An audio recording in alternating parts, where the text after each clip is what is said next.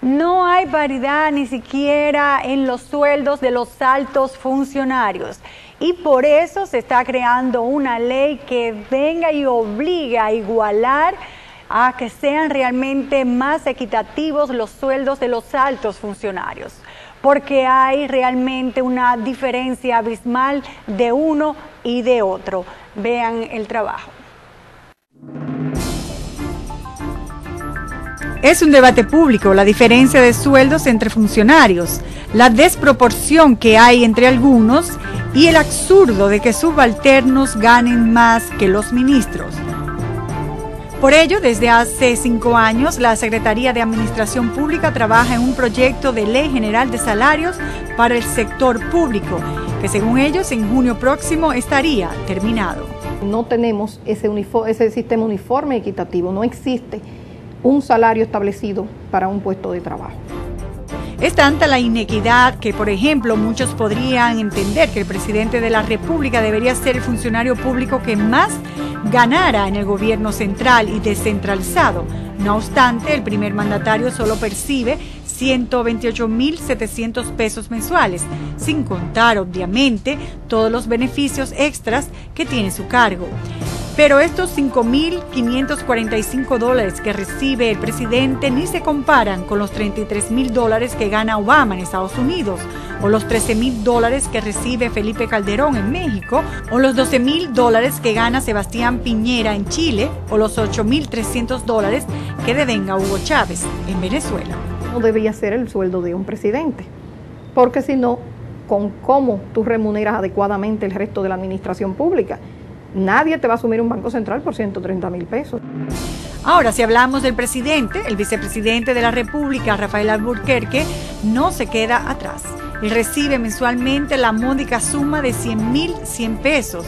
Claro, sin contar todos los beneficios que en la presidencia son muchos. El problema salarial en la administración pública no es que los otros ganan mucho, es el nivel salarial más bajo, es el ancho, es el margen de inequidad que existe, porque 350.000 pesos, ¿cuánto ganaría un profesional si el ministro no gana 350.000? Estamos hablando de que no puede pasar de 50 a 60.000 pesos.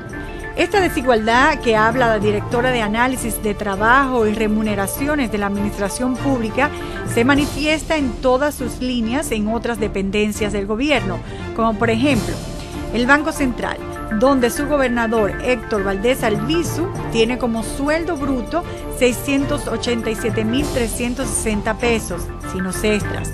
Es decir, este funcionario público quintuplica el salario del presidente y vicepresidente, por lo que la pregunta lógica es, ¿algunos no ganan demasiado? No te digo, es exorbitante. Si lo vemos en función de lo que planteabas ahorita, de la situación económica del país, se podría ver exorbitante, pero se ve exorbitante desde el punto de vista de la inequidad que existe en relación con los salarios más bajos. Siguiendo nuestro recorrido por sueldos top en la administración pública, nos encontramos con los casos del director general de aduanas, Rafael Camilo, quien devenga cada 30 días 546.250 pesos. El superintendente de seguros, Euclides Gutiérrez Félix, que gana 500.000 mensuales. El director general de impuestos internos, Juan Hernández, que recibe 492.273 pesos mensuales. Y el superintendente de electricidad, Francisco Méndez, quien gana 430.408 pesos. Un caso particular es lo que sucede en la Corporación de Empresas Estatales de Electricidad, donde su vicepresidente ejecutivo, Celso Marrancini, recibe al mes 300.000 pesos. Sin embargo, el director de Servicios Financieros de la CDE, Alejandro Eduardo Fernández Whipple, gana 400.000 pesos. Es decir, este subalterno gana más que el jefe en esta institución. El problema es reducir la brecha existente entre un puesto y otro. Ahora, todas esas distorsiones se dan sobre la base de que en la administración pública dominicana no ha habido un ordenamiento de los puestos del Estado. Actualmente el salario mínimo en República Dominicana, que fue incrementado en agosto del 2009 un 16% en el Comité Nacional de Salarios, estableció como mensualidad mínima 7.360 pesos para las empresas con existencia y disponibilidad de más de 4 millones de pesos, 5.060 pesos para las que tengan entre 2 y 4 millones y 4.485 para las que tengan un capital de hasta 2 millones de pesos. Nosotros vamos a someter una escala de salarios para los altos cargos públicos y para el resto de la administración pública también, en función de la viabilidad fiscal, evidentemente. En otras dependencias descentralizadas, como por ejemplo la Junta Central Electoral, su presidente, Julio César Castaños, gana 250.382 pesos. No obstante, lo que nos llamó la atención fue que, por ejemplo, el presidente de la Cámara de Diputados recibe mensualmente 166.700 pesos y el presidente de la Cámara del Senado, Reinaldo Paredes Pérez, devenga 150.000 pesos. O sea, un diputado gana más que un senador en República Dominicana, insólito. Transparencia, control, son dos de los elementos fundamentales que queremos lograr con esta ley. Ahora mismo no conocemos totalmente qué se gasta en salarios, en servicios personales en el Estado, por el hecho de que algunos publican y transparentan lo que ganan, pero en otras instituciones no lo sabemos. Mientras, el presidente del Fondo Patrimonial de Empresas Reformadas, Fernando Rosa Rosa, gana 225.000 pesos, o sea, más que el secretario de Educación, Melanio Paredes, que gana 112.125 pesos. El ministro de Medio Ambiente y Recursos Naturales, Jaime David Fernández Mirabal, recibe 200.000 pesos y el ministro de Industria y Comercio, José Ramón Fadul, devenga 181.700 pesos. Con esta nueva ley de salarios ya no incurrirá lo que pasó el año pasado cuando miembros de la Cámara de Cuentas se aumentaron sus salarios. Lo que no pueden los funcionarios aumentarse por sí mismos los salarios, porque esa atribución, la Constitución lo impide y la ley nos da la potestad a nosotros de someter las escalas. Ahora, existe un sector intermedio de salarios entre funcionarios. Por ejemplo, el director general de la Corporación de Acueductos y Alcantarillados de Santo Domingo gana 97.743 pesos. El director del Instituto Nacional de Recursos Hidráulicos, INDRI, Fran Rodríguez, percibe 90.296 pesos. Y el jefe de la policía gana 67.591 pesos mensualmente.